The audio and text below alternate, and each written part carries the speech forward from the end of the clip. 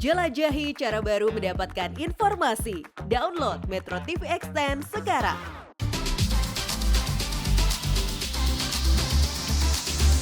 Halo, selamat siang pemirsa Newsline. Apa kabarnya hari ini? Senang sekali Newsline kembali hadir. Dan saat ini di sebelah saya ada robot namanya Jeep. Robot Jeep, boleh dong dada-dada sama pemirsa di sana?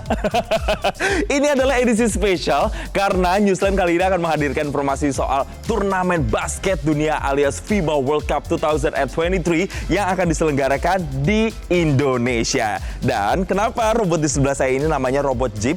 Jeep itu adalah singkatan dari Japan, Indonesia, dan Philippines, di mana tiga negara ini yang akan menjadi tuan rumah penyelenggaraan turnamen basket dunia atau FIBA World Cup 2023. Dan di Indonesia sendiri akan diselenggarakan di Indonesia Arena. Pertanyaannya nih pemirsa, siapa ya kira-kira tim yang akan bertanding di Indonesia dan bagaimana kesiapannya? Kita akan bahas lengkapnya dalam Newsline edisi spesial FIBA World Cup 2023.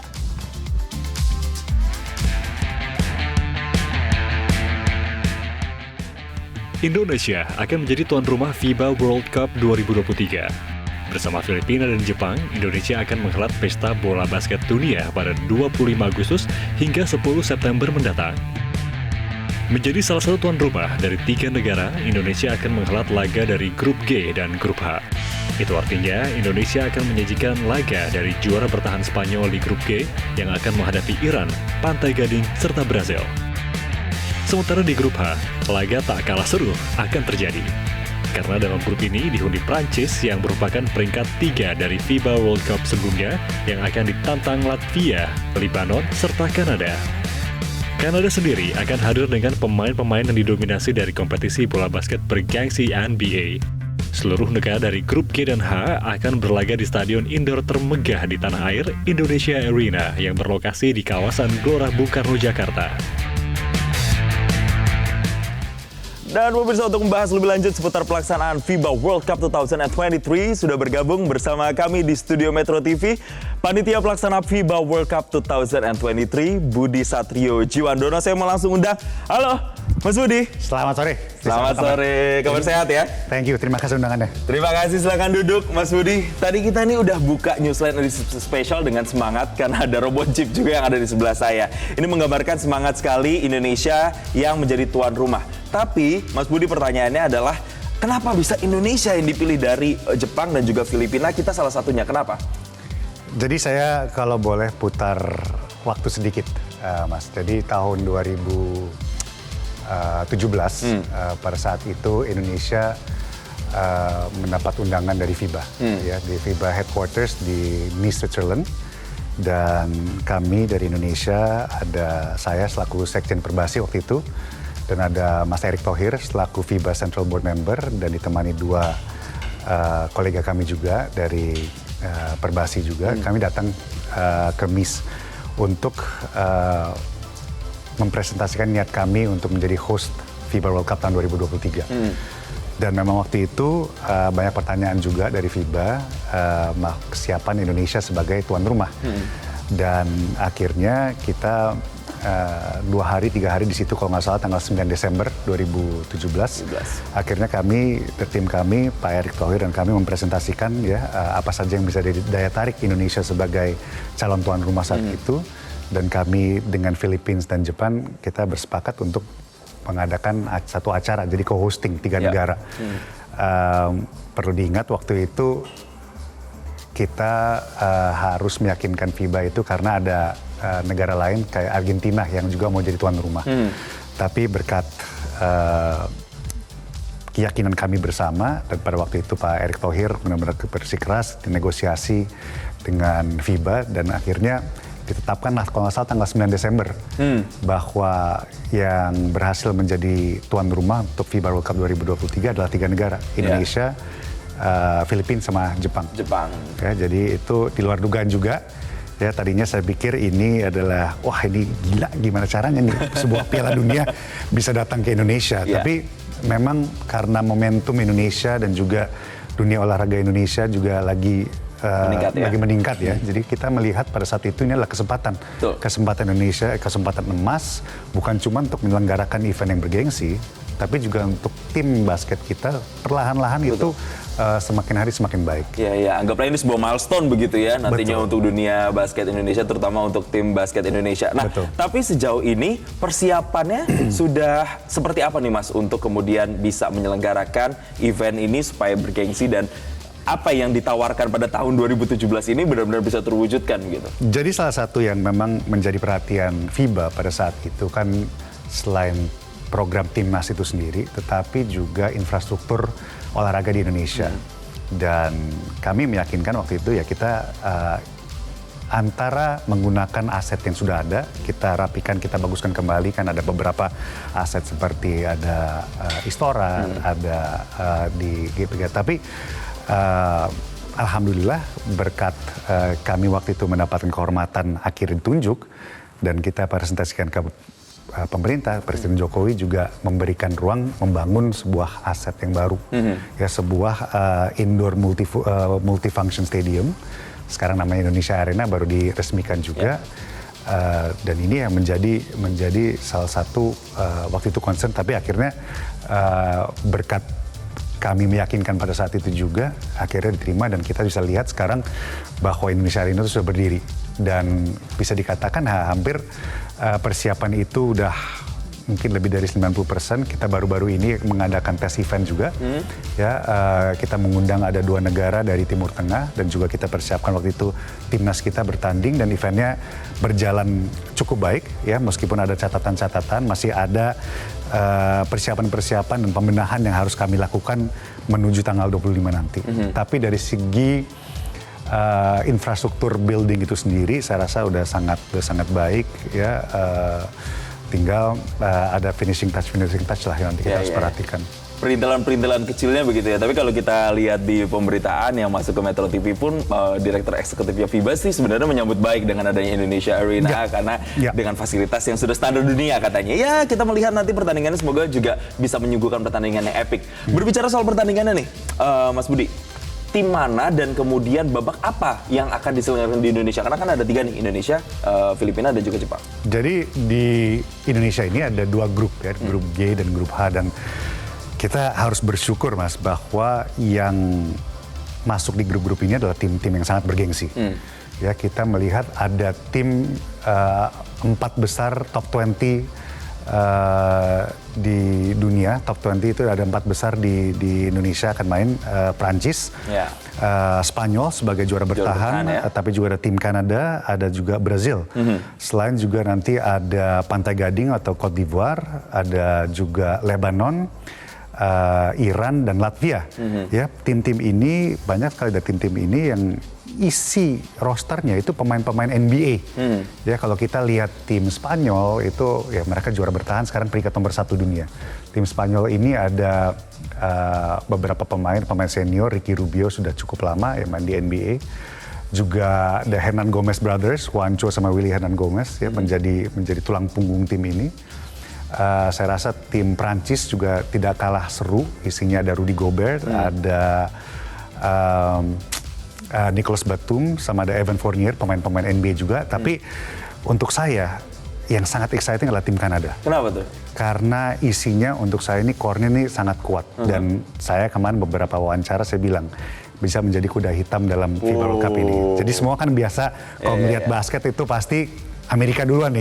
Amerika kebetulan mainnya di Philippines. Tapi tim Kanada ini, kalau saya lihat ini ada bintang-bintang muda NBA. Salah satunya baru menang NBA kemarin, Jamal Murray dari Denver Nuggets. Tapi juga ada Shai Gilgeous-Alexander, ya itu pemain dari Oklahoma Thunders. Terus ada Dylan Brooks, ada Corey Joseph, ada beberapa pemain lagi. Banyak pemain NBA. Jadi kita mendapat anugerah bahwa tim-tim bergengsi dunia akan main di Indonesia ya? Ini benar-benar untuk pencinta bola basket, pencinta olahraga lah sebenarnya Mas. Tidak datang 2 kali. Ini rare moment ya, kesempatan emas bagi seluruh insan olahraga Indonesia ini bisa menonton langsung ini bintang-bintang dunia. Betul. Yang biasa kita tuh ya nonton di televisi, sekarang bisa di langsung di Indonesia ya. Dan difasilitasi dengan arena yang sangat luar biasa. Nah ini kan sebuah kebanggaan ya, di mana tim-tim dan juga pemain-pemain papan atas bisa main di Indonesia. Tapi pertanyaannya nih pemirsa, kalau tim papan atas yang main ke Indonesia ada juara bertahan pula, itu ada nggak sih treatment khusus yang diberikan kepada mereka? Dan bagaimana juga keunggulan-keunggulan dari Indonesia Arena. Kita akan bahas, Mas Budi, lebih detail lagi usai jeda berikut ini. Pemirsa, tetaplah bersama kami di Newsline edisi spesial FIBA World Cup 2023.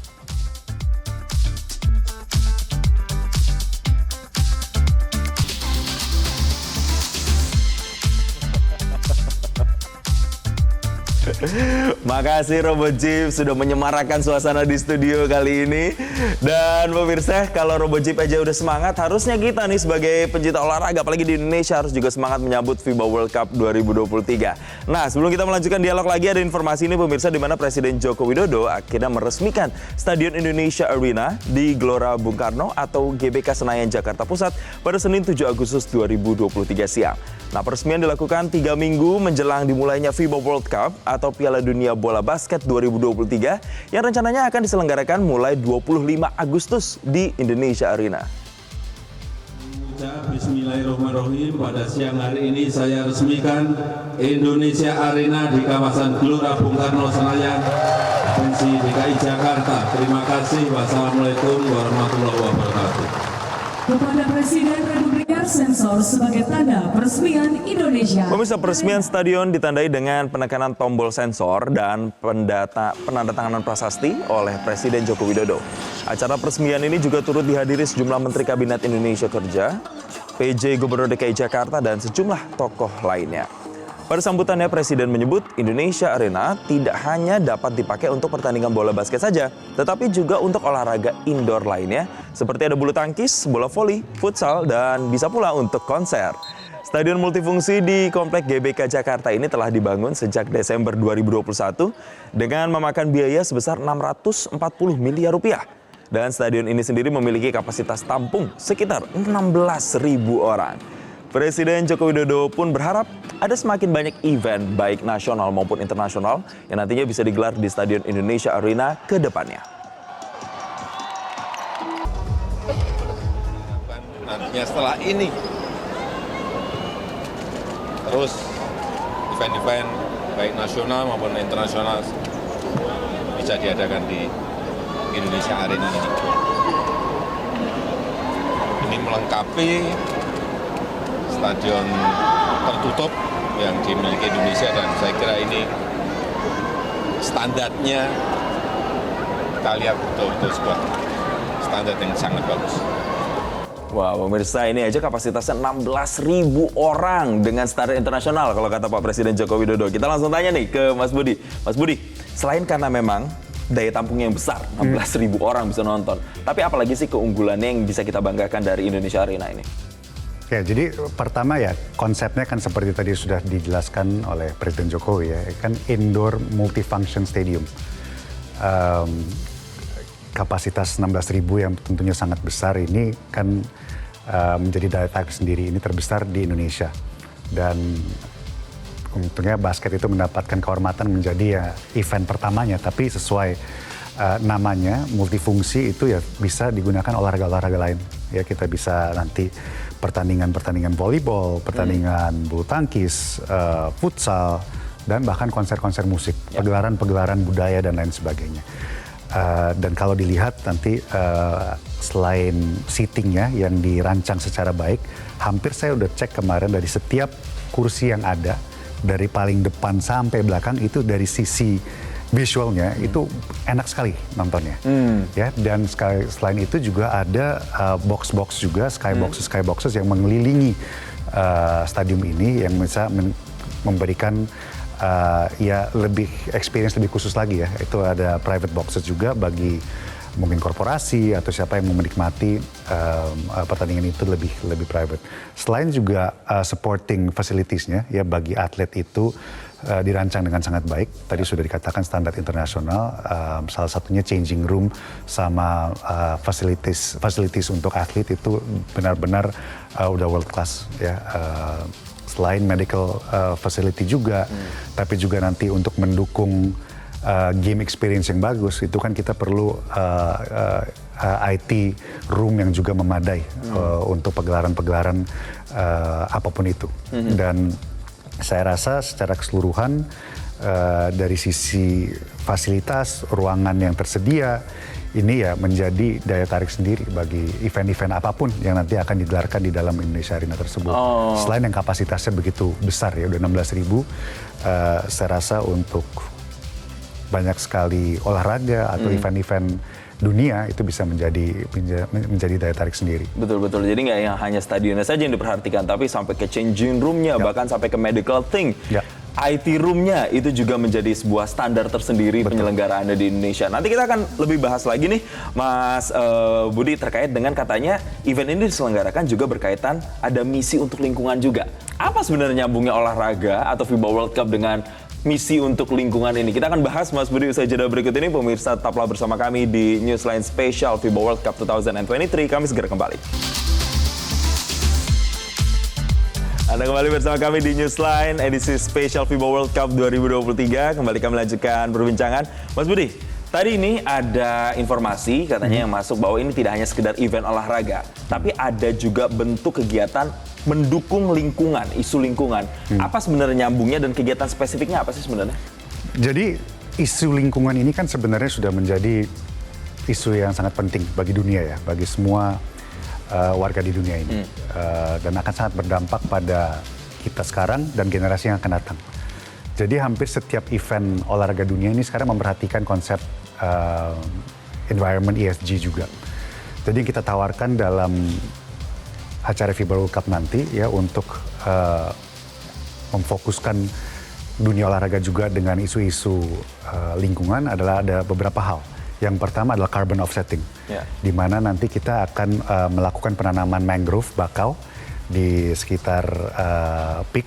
Ya, diharapkan nanti selain ada dignitaries, ada tamu-tamu kita dari luar negeri, tapi juga atlet-atlet, pemain-pemain secara simbolis menanam mangrove. Karena mangrove ini adalah menjadi salah satu spesies tanaman yang sangat baik, sangat penting bagi Indonesia dan keberlangsungan atau sustainability di Indonesia. Ya, selain kita punya sekitar 3 juta hektar areal mangrove, tapi mereka mempunyai daya serap yang sangat kuat untuk menyerap karbon. Ya, sehingga ini menjadi salah satu nanti program kami.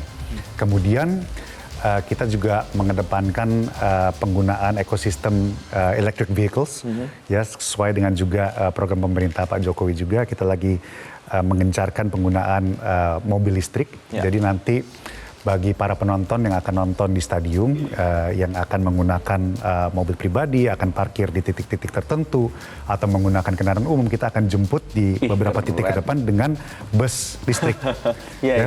Bus listrik ini yang kita siapkan untuk mentransport, untuk membawa para penonton dari titik-titik jemput ke dalam stadium. Selain juga alat-alat atau kendaraan operasional LOC atau panitia pelaksana di dalam kawasan stadium itu sendiri, banyak kita gunakan motor listrik sama kendaraan-kendaraan listrik juga.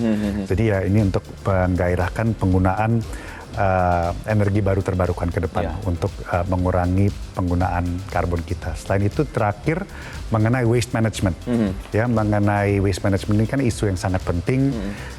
Sampah menjadi salah satu isu dunia dan kita bekerja sama dengan Waste for Change, ya, sebuah perusahaan yang sudah lama bergerak di bidang pengelolaan sampah, dan ini kita harapkan apapun yang nanti dihasilkan dari acara ini nanti bisa benar-benar dikelola, di-recycle, dan nanti ada juga platform-platform edukasi untuk menjabarkan, memberikan pemahaman bagi yang nonton pentingnya pengelolaan sampah berkelanjutan. Luar biasa. Jadi kita nggak cuma disuguhkan pertandingan-pertandingan dari tim-tim yang kemudian bertanding di Indonesia, basketnya saja, tapi juga edukasi ke masyarakat soal lingkungan itu juga tidak kalah penting dan sejalan dengan program ini. Nah, Mas, karena waktu kita ini sudah mepet, mungkin pemirsa nih ada yang penasaran, aduh kalau pengen nonton nih, kira-kira bisa cari tiketnya di mana dan tanggalnya dari tanggal berapa sampai tanggal berapa nih yang di Indonesia?